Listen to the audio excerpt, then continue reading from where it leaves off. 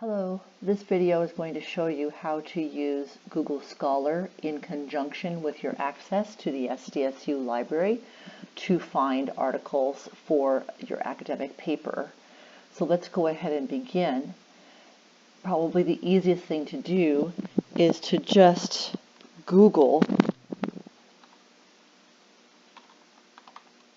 Scholar and SDSU.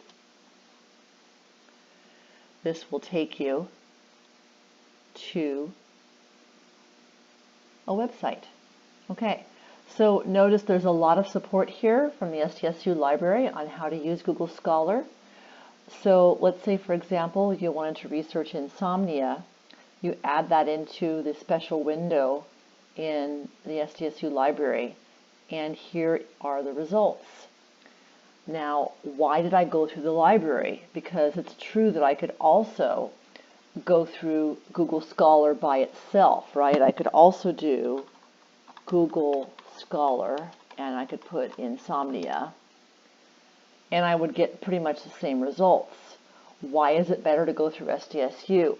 Well, the reason why is that if you click on a random article in Google Scholar and it is not available at SDSU, you may actually have to pay money to access the article.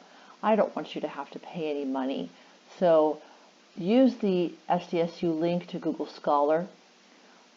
Choose one of the sources where it says find it at SDSU, and then go ahead and choose one of those articles.